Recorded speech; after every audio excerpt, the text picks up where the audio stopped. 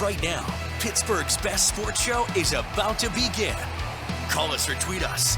We've got things to talk about on the Ireland Contracting Nightly Sports Call, powered by FanDuel Sportsbook. All right, thanks a lot, Royce, and thank you for tuning in to the Ireland Contracting Nightly Sports Call. Rich Walsh. I'll be joined by Andrew Fillipponi in just a matter of moments. I think he just got back from Canada. I want to hear all about his trip.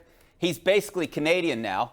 You can give us a call on the Boards and Boards hotline. 412-575-2600 is the number. Thanks for watching on Pittsburgh CW. Also, thanks for listening live on 93.7 The Fan. So let's bring in Pony. I figured you'd come on the show with like a flannel shirt, red and black, you know, maybe eating poutine, drinking a Molson Triple X or something. You know what? Controversial take. I didn't really go for the poutine. I'm not a big fan. What? That's the greatest thing Canada has ever made, I think. Well, hold on.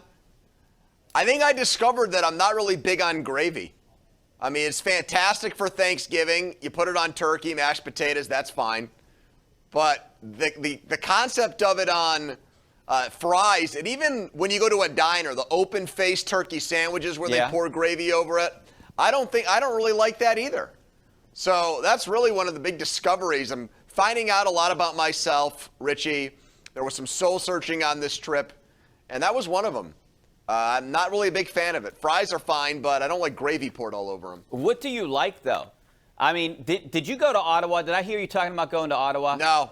Okay. No, I almost had to drive through it to get back because air travel is so bad right now. But, yep, go on. Well, in Ottawa, they have this place. They have these things called beaver tails. They're unbelievable.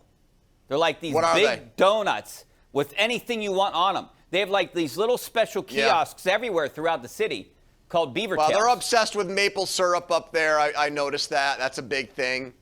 I could kind of take it or leave it, to be honest with you. The food was fine. The beer's great. I mean, if you're into that stuff, that's always a nice perk, I guess, of going to Canada.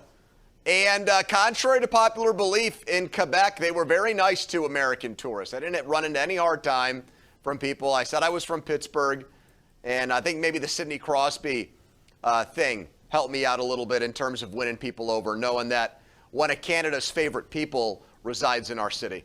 Yeah. All right. Well, it's a great country. I like Canada. I like Sidney Crosby. They have hockey up there. Things are great in Canada. All right. You're back here. You know what makes me nervous, though, before we get into sports? What? What makes me nervous, you brought up your travel debacle in air traffic. Oh, yeah. And I'm getting ready to go to Mexico for 2 weeks in a week. Yep. And I'm worried about flights now.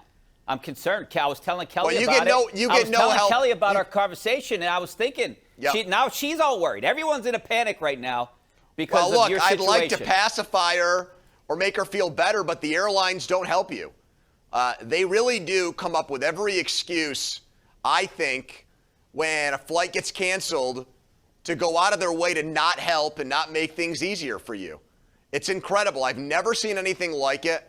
I really believe that a lot of these people that they're training now to deal with disgruntled travelers, they beat into these people that, hey, you're going to get a ton of abuse. People are going to be angry, but you've got to take it. Because I never saw anything like it. A woman basically got up and said, your flight's been canceled. We're not going to give you a room. We're not going to give you transportation. We're not going to give you food vouchers. And people went ballistic, went bananas, and she just took it. I mean, Richie, maybe there are family members who know these people watching. I encountered a couple in Toronto that had been stranded at the airport there for 3 days. They had 5 separate flights canceled. So I know that doesn't put your mind at ease, but I'm just telling you, be careful. Now, because we fly out of Pittsburgh, it's not a hub city.